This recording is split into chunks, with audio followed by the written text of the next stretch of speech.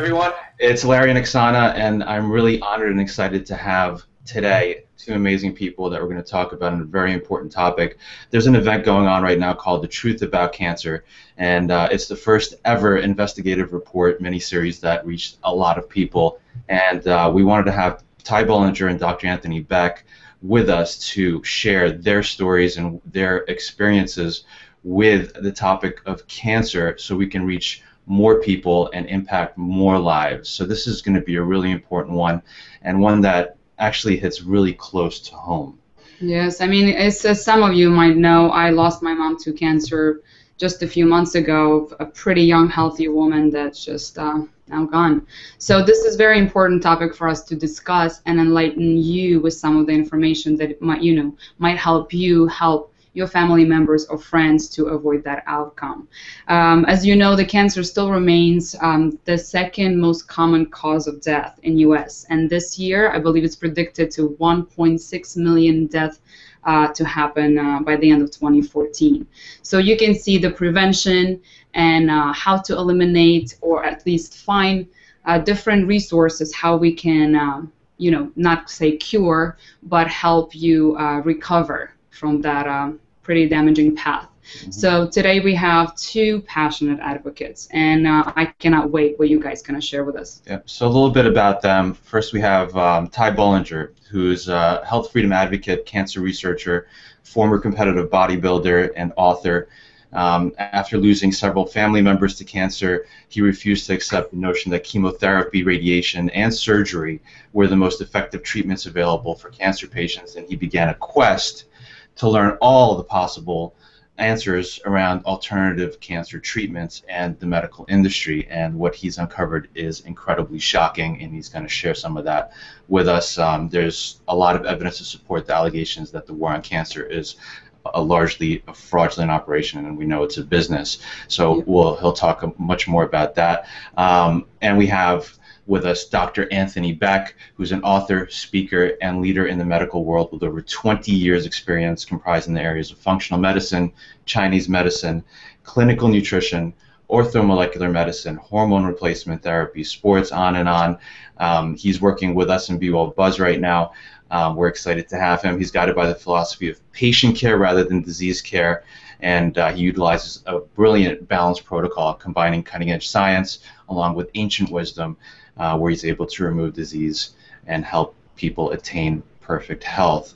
So with that, let's welcome you both and kind of get this going. Yeah, Larry, Oksana, it's so good to be part of the group today. I appreciate the invite. Yeah, absolutely. Same here. Ditto, ditto. So, Ty, would you like to share maybe a little bit of your story?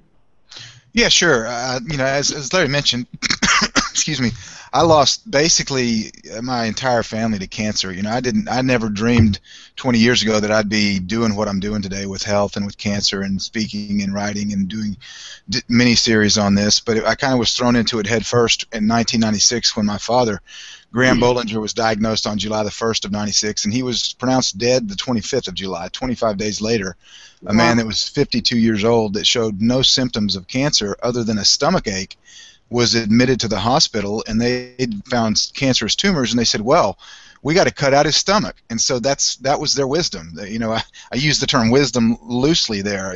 We got a tumor, we're going to cut out the whole stomach, and Dad basically bled to death over the course of the next 3+ weeks. And so at that point, I began to do research into cancer treatments. I have a background actually in taxation. I have a master's degree in tax. So I figured, what the hey, if I can read through the Internal Revenue Code and I can take this monster code and can make it condensed and write memoranda to people that aren't CPAs so they can understand the tax law, well, I can sure as heck go and read about medical literature and find out what's going on with this, because I didn't understand how a medical system that's supposedly so advanced could take barely over 3 weeks to kill my father. And I'm not blaming them. They didn't mean to do it. The surgeon did what he knew how to do, what he was trained to do. Unfortunately, it wasn't good enough to save Dad. And then I lost my mother and 2 grandfathers, a grandmother, an uncle, and a cousin over the next 7 years. So by the time I was mid-30s, I was the oldest one in my family except for one grandmother. Everyone else had died. And so this is kind of like a war of attrition for me. I mean, I was backed into this corner, and I begun to research and learned a lot of things about the cancer industry that were really shocking to me. Made me mad, actually. I was really upset that I felt like that had these treatments, had these doctors, these protocols been more well known, I might not have lost so many family members. So that's my story. That's why I'm doing what I'm doing, is just in honor of my dead parents. Wow. Yeah, that's insane. No doubt. That's enough to get anyone on a warpath to find out what's really going on, because we have all these people looking to help us, right? We believe that they're going to help us, and then all of a sudden we give up our power to them and hope that they will, and then all of a sudden it just goes all wrong. Dr. Beck, I want to get your point of view on all this. Well, that's an amazing story, and I know in the couple decades that I've been doing what I've been doing, I've had the blessing and the benevolent role to hear those stories, and quite frankly, that's where I always start, because it really is a true understanding that people really aren't motivated by possibility of gain. They're more motivated by loss, and so it's important to understand those. And we're surrounded by a world that demands that we submit and succumb and believe in nothing. And the cancer world is nothing short of that. It is absolutely huge business. And just like you said, it can make you feel just your heart is so heavy. I mean, I feel you guys know that I have a very heartfelt place for people's stories, because I think that's what I've developed professionally to really have that apathy for where they're at. And so I'm kind of reviewing that story of that Ty just shared with us, and it's touching my heart. I have a mother who I just celebrated her first year of passing, and yep, I celebrated it because it wasn't a frame of something negative for me, but I saw her whole life go through type 1 diabetes that was induced idiopathically. I mean, she got a huge dose of steroids to fight a fungal infection in her nose before I was born. And so I've seen the ravages of that. My sister, who is the current editor of my book that's forthcoming, she survived 2 bouts of breast cancer. She's had both of them, her breasts removed, and what a true testament of that too. So I have a little personal experience, nothing to the weight of Ty's, but yeah, it's a sad tale. But I can tell you this: there's a bastion of hope, and I think that I have a tremendous confidence that Ty's documentary is going to open those minds to people and realize that they're the key. 100%. Absolutely. So what about let's talk about we're pretty clear on the problem, and that is that it's we're working within a business environment, and a lot of it is facilitated to make the money. What about solutions in your paths? What are you seeing as the ultimate solution to removing cancer and prevention in one's body? You want me to go first? I'll raise my hand. Yeah, go ahead, Ty. Okay. Yeah. So you've heard the mantra that an ounce of prevention is worth a pound of cure. I'd say an ounce of prevention in cancer is worth a ton of cure. Yeah. You don't want to be diagnosed. And according to the World Health Organization stats in 2010, they're repeated today on the American Cancer Society website. If you go to the ACS website, you'll see their cancer facts and figures for 2013. They repeat the same statistics from 2010 with the WHO. 1 in 2 men alive today, 1 in 3 women are going to face a cancer diagnosis. So it's an epidemic. So we don't want to be one of those, almost 50% of the people that are diagnosed. We want to prevent it. And so there's some pretty basic steps, excuse me, that you can take to prevent cancer. Number 1, you need to get out the trash that's in your body. Okay, we're all toxic as a result of the foods that we've been eating, the polluted waters that we're drinking, the polluted air, the electromagnetic frequencies that are all around us. I mean, there's this host of pathogens and chemicals and toxins that our grandmom and granddad did not have, 80, 100 years ago. So the first thing that we need to do is detoxify our bodies, and so I always recommend to people that they get tested for, excuse me, I just ate some nuts and I got them down the wrong pipe. I always recommend that people be tested for heavy metals and other contaminants, and then figure out what you need to do to get rid of those. And detox is not a one-size-fits-all. you need to figure out what you need to get rid of out of your body. But I would say that it's a pretty accurate statement that all of us are toxic in one manner or another. So we need to get out the trash, and then we just need to start pumping in good nutrition into our bodies to fuel our immune system, so that it does what it's supposed to. So the immune system is our first line of defense, and it is there to protect us from things like cancer. But if our body's compromised, if we're toxic, and our immune system's fighting just to keep us alive because we keep putting garbage in, it's not going to work as well as it would if we're putting in good nutrition and it's being fueled. So that's really basic. I mean, it sounds basic. It's cliche. Eat good food. But so how many people? I guess in the Bible, there's a difference between wisdom and knowledge, and whether you're a Christian or not, this will apply to you. Wisdom is taking what knowledge you have and actually applying it to your life. You can have a lot of knowledge and not be very wise with it. And I think that we're in a situation today where there's a lot of people that have a lot of knowledge about how to be healthy, but they're not very wise, and they're not making those decisions on a daily basis. So you have to apply that knowledge that you've been given, and make good choices. Be wise with your food choices.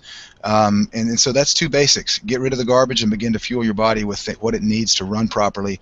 And then another really basic tenet that I go by is you need to exercise. You need to move, because your lymphatic system is probably not being stimulated to the extent that it should be now, and your lymphatic system is another way that you detoxify the body. And with modern technology, we're all blessed with technology, but we're also cursed with technology as well, in that most people today sit at a desk and they don't move like people used to move 50, 60, 80 years ago, and so they're not getting that lymphatic movement, and so they're toxic in that manner as well. So those are three basics for me, and I think if we applied those, not just know them, but actually applied them to our lives, we'd have a lot healthier people.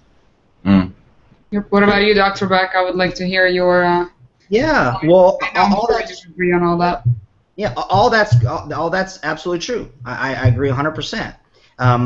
Where I come into play is, of course, being board certified in integrative medicine. I've been working in integrative oncology now for 16 years. And when I work with patients and I hear these stories, and we talk about this knowledge that Ty was talking about, and we talk about the importance of detoxification and nutrification and being active, well, the difference for me was that, well, after multiple tens of thousands of patient encounters and hearing these stories and seeing what the barriers to entry of this new thought process would be to someone is really where the rubber hits the road. Now, I love those cancer statistics, because this is the huge scandal, as far as I'm concerned, is everybody misses that they admit, those body of knuckleheads, the oppressors, that 75 to 80, depending upon who's saying it, of these leading cancer things are preventable.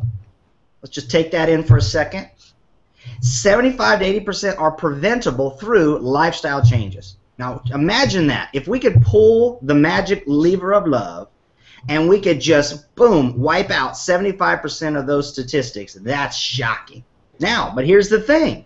The lab coat stethoscope, the poison cut burn dudes and chicks, what they don't do is have the ability to tell people how to make those lifestyle changes. That's the problem. It's not a part of the central dogma.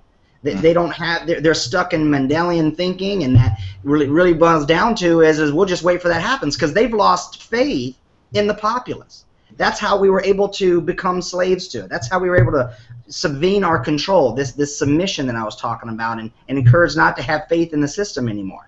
But yet we keep going and fueling it. Well, so where do they turn? So then they do the independent research. They hit to the info space. And Larry and Oxon, we've talked a lot about me speaking of all the noise and confusion. And there's a lot. There's a lot of people who are telling their stories, but they don't necessarily have a clinical background or embrace that people are a category of one. Now listen, I love detoxification, but I never start patients there, even if they come to me and say, Doc, I just got a stage 3 bowel cancer diagnosis. I don't start with detoxification, though that's prudent. We have learned, and this is where the balanced protocol came into play, is that there has to be a nutrifying, a nourishing phase before you go cleaning anything out. Because this is just like one particular example, is that you can't start taking out the trash and mopping the floors if the system doesn't have the ability to now deal with these things. Matter of fact, when you start pulling toxins out of the body, that were lying dormant in the tissues that were actually affecting your DNA down at that particular level, they're actually more stable than if you activate them through phase 1 detox and get them trapped in the middle between phase 1 and phase 2, for example. So my point is, where the real solutions are going to come from is giving solid corrective action knowledge to people. And that's my passion and quest, is to silence the noise and confusion of all these different things, of everybody talking about how wonderful all this stuff is. Listen, you know, I'll take a look at the story of Brzezinski. I'm sure Kai's going to cover that in his deal. And what a disgusting, just vile example of what happens to people that are trying to do wonderful things. But here's the thing.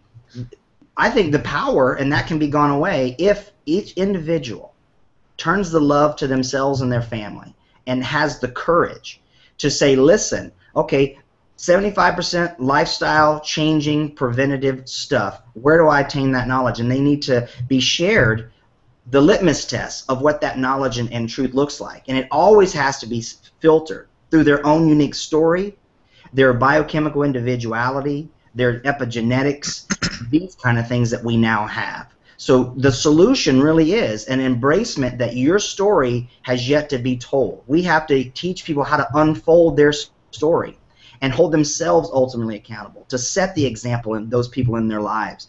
And that's when we'll really have that dynamic change and kick cancer to the curb. Because I've always said cancer is not like, if you look at a tumor under the microscope, it's not like some little evil dude going and flipping you the middle finger. When you see it under, it's not, right? It's not an independent entity to struggle with.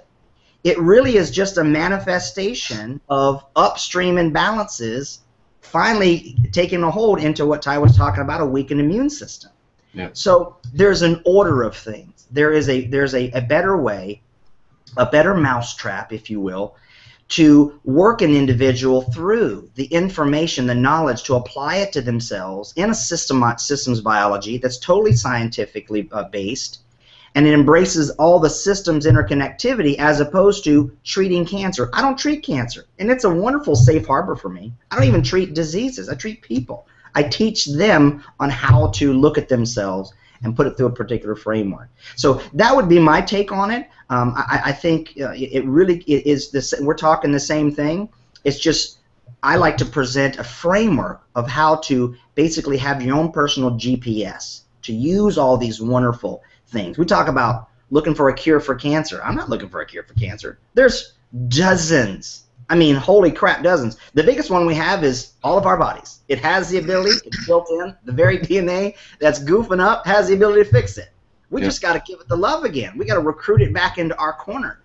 And then the cancer doesn't exist. I don't even like the term, because it's not even an independent entity. It's just what we stamp on something. Yeah, it's sack dog food. It's really like, I mean, that's why we do what we do, you know, is to share that information so people don't have to listen to their, you know, doctor who's not trained in any kind of nutrition or exercise, any of that, to figure out what works for them and create their own personalized plan. But that's one of the biggest challenges that we had with your mother, and I'm sure most people have, is like once you're diagnosed, all of a sudden everyone comes running to the table and saying we have a solution, right?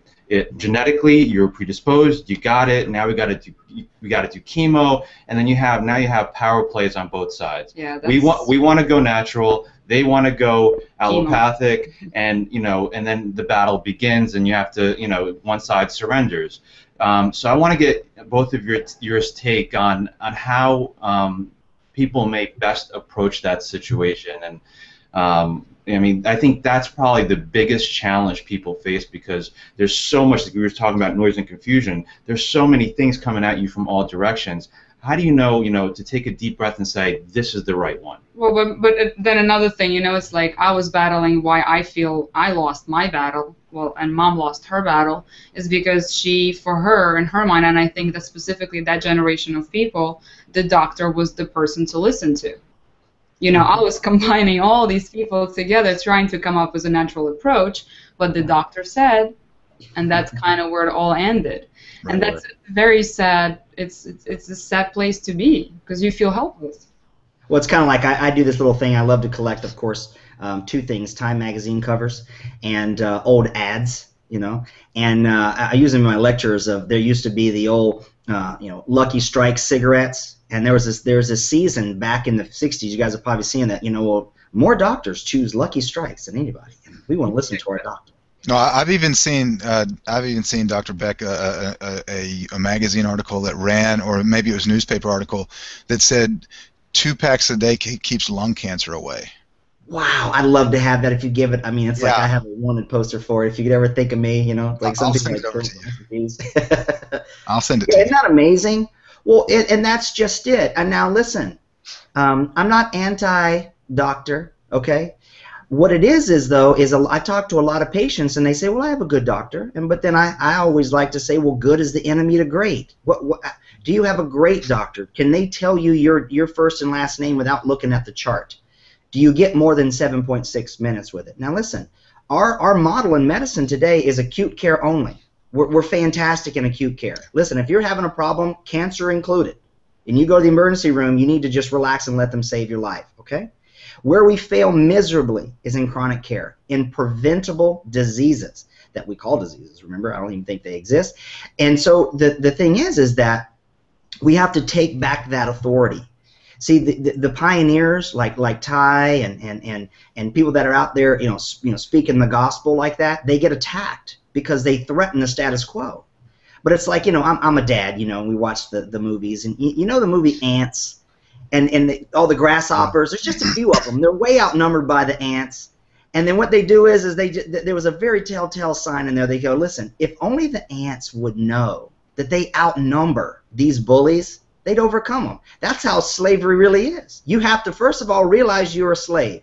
There's way more to overcome these bosses, these felonious mindsets. We have to start embracing and loving ourselves and our neighbors and insisting upon a higher standard for us. So that's really where it has to start from. I love that scene in Ants where it's the head grasshopper, and he lets a couple pebbles down or pieces of and then eventually he just covers them. He said that's indicative. They outnumber us 100 to 1, and if they ever realize that, our way of life's over. You're absolutely right. They knew it. They knew it. Listen, the status quo knows it. Yeah. But the thing is we have our voices.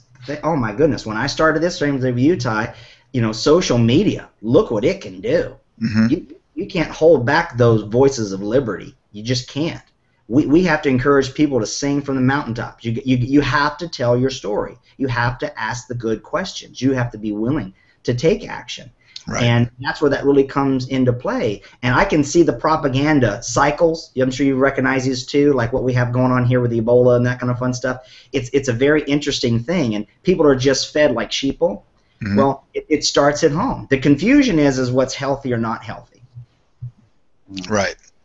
Right. Now, I agree with what you said, Dr. Beck, earlier about you were mentioning something like 75–85% of the cancers are avoidable with lifestyle changes. That's actually that actual percentage is on that document that I told you about earlier that I was referring to on the American Cancer Society website. Not that they're this bastion of truth, but even they admit that. Really? But they have all those stethoscopes around their neck, Ty. Come on, and that's like a badge, man. And they prance around in white lab coats, so we should worship them. Yeah, mine's hanging in the corner. Yeah, but even they on that same document it says that 75, 85. I can't remember the exact number, but a majority of cancers are avoidable with lifestyle changes.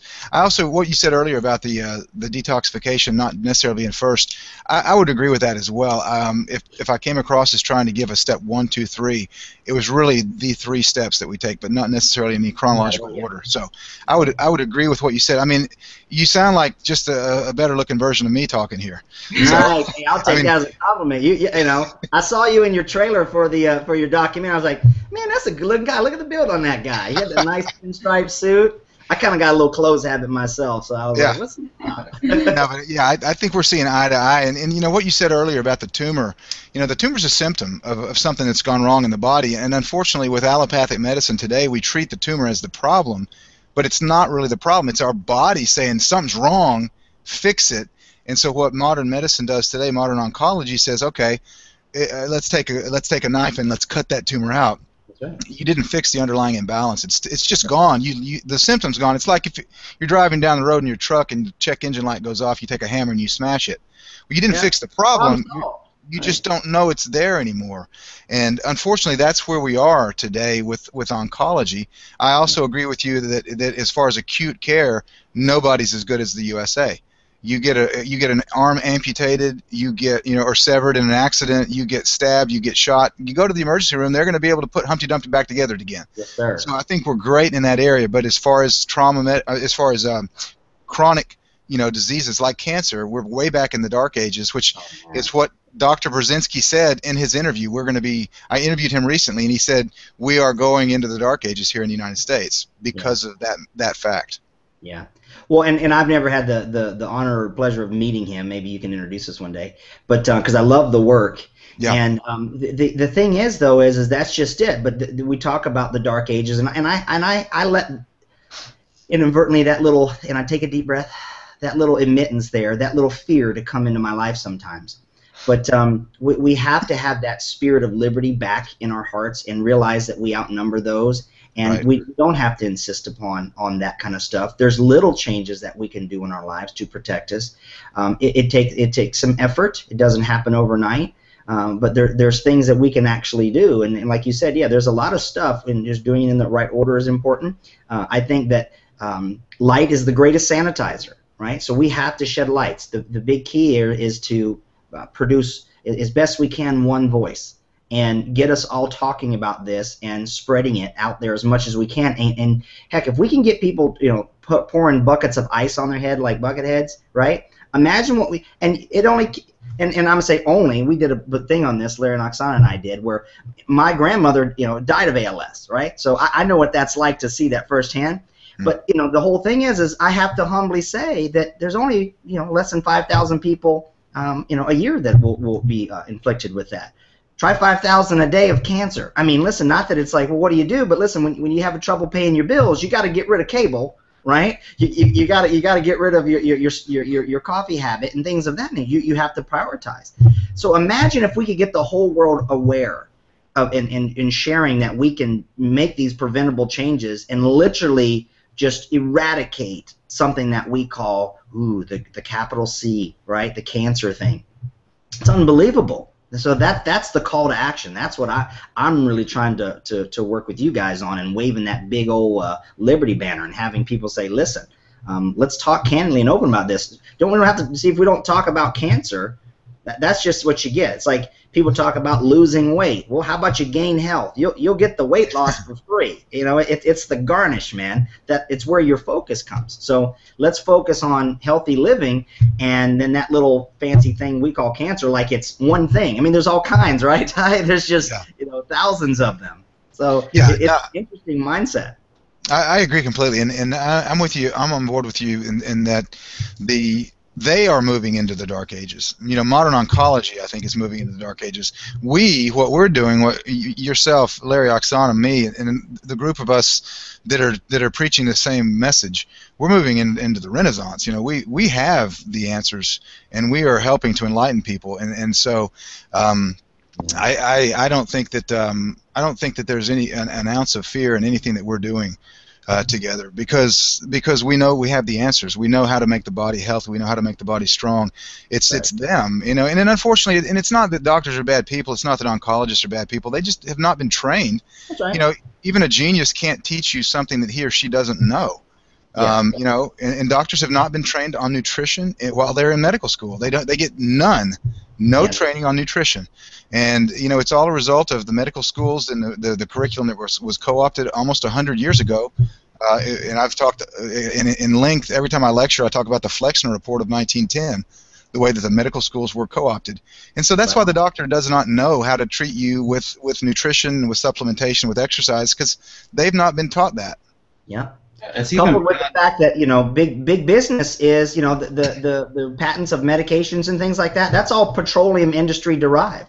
Matter of fact, that's the actual irony of it, is a lot of these carcinogenic things that we're consuming to make things look good, like our FD&C and our color code codex, they're all made from petroleum. Right? Yes. Our the doctor recommended supplements that are out there, actually owned by the the drug manufacturers, and they're loaded with that stuff. So we've got petroleum being the source of things that are bad in the diet, plus they're also the same source of the medications you're using to fight them. So I'm like, big oil is all a part of this. So it's got some tentacles into some really despicable places. It does. And actually, when I mentioned the Flexner report of 1910, that was ramrodded by John D. Rockefeller, who owned Standard Oil, and his goal was to monopolize the oil and chemical industry, and he did a pretty darn good job of it. Absolutely. But that's a great story. Like one of your folks on your series is Griffin, who he wrote a book about the Jekyll Island and that story. Yeah. Man, the behind closed doors deals and stuff that goes behind how all this stuff was leveraged. Like I said, but thank goodness for social media and the ability for all of us to share this now, so we can really get some of that covert, rigmarole, revealed. Yeah, I think we're winning. Oh yeah, definitely. Look at what we're doing now. It's fun stuff, man. Yeah. So Ty, I know you're a little bit pressed for time. Do you want to? No, go ahead. So part of the social media thing is also kind of discerning what's noise, what's not, because you could go and do a search on Brzezinski and get a bunch of people talking quackery, right? Yeah, so there's a lot of name calling on both sides, and what's right, what's wrong, and I think events like Truth About Cancer, conversations like this one, are really important with experts that actually know what's going on. So Ty, I know you're putting together an event. You've interviewed a lot of amazing people. Can you talk about that before we wrap up, and what the intention with that event is, who's going to be interviewed, and why it's important for people to attend? Yeah, sure. As you mentioned, the event's called The Truth About Cancer. The Quest for the Cures continues. Now, we initially aired a 7-day documentary miniseries back in May, and it was called The Quest for the Cures. We had such a huge response to it that we decided to follow it up with more interviews, with more research, with more days. So now in October, beginning the 13th here through the 24th, The Quest for the Cures continues. Will be aired every night from 9 to 10 Eastern for 1 hour each night. It's kind of it's almost like in a TV type format, and it documents my travels across the country interviewing.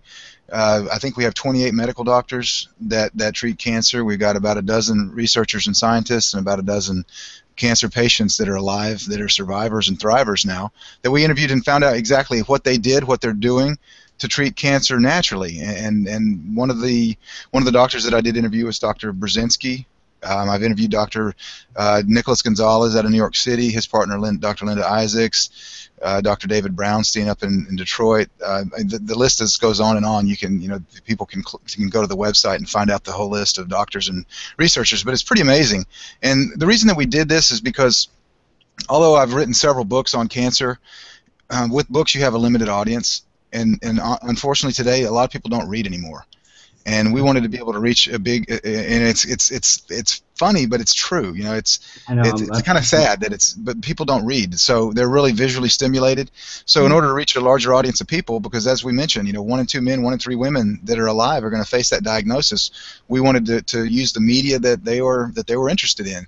So what we've done is we've created a really entertaining type of 11-day mini-series that they can watch for an hour a night, and go interview to interview to interview, and go back to the TV studio, and it's going to be really visually stimulating. It's going to be interesting, so where you can refer this to people that may not read a book on cancer, on natural cancer treatments, because that's quackery, right? That's what it's thought of. But they might watch this, and so I think we're going to reach. I know that we're going to reach, because in the spring we reached a demographic of people that would have never read a book, but they love the miniseries, and so we got feedback. They said, when's the next one coming? When can we get more?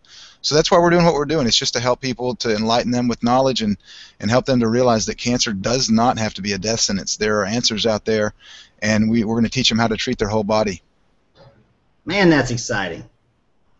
It is. It is exciting. I'm like, whoop whoop. Yeah, it's a beautiful thing. We'll have links to the event surrounding this video, whether we're on YouTube or on Be Well Buzz. So please check it out. There's no cost to attend, right? No, you just sign up and you get a link to watch it for free every night. Yeah. Awesome. Perfect. Wish I could DVR that. Yeah, I appreciate both of your work. Do you guys have any final words before we wrap this up? Well, I want to thank you for having me on here to talk to Dr. Beck. I'm impressed with your knowledge, Dr. Beck, Larry, Oksana. I've followed you guys for a long time and appreciate what you're doing as well. So it's just great to be a part of this team that we're all striving together to make the world a better place, to help people be healthier, and to provide them with knowledge that can save their life. And so I would just encourage people to continue down that path of knowledge and taking that knowledge that you get and applying it to your lives, and we can all be healthy. Yep. That's it. I mean, I'm humbled and honored to be amongst these company, and it's just I really am super excited about the event, and I'm certainly going to be streaming it to my Apple TV in the living room and having my my family take a look at it and just watch it, free some minds, like Larry's shirt says there, because at the end of the day, as long as we all keep sharing our voice and reveal the noise and confusion and let people know that we outnumber the ignorance and shed some light on it, we'll have just a profound, like you said, Ty, renaissance, and that win is coming. I absolutely feel so. Absolutely. Yes. Thank you both for taking the time and sharing your wisdom and not your knowledge, sharing your wisdom. And I encourage everyone that is watching, just make sure you share this information far and wide so you become one that leads us to solution. Yeah. You know, do not be a part of the problem. Become a part of the solution. Be a beacon. Yep. So with that, guys, much love. Thank you. Thank you, guys. Hey, thank you both. Thanks a bunch, guys. Take care.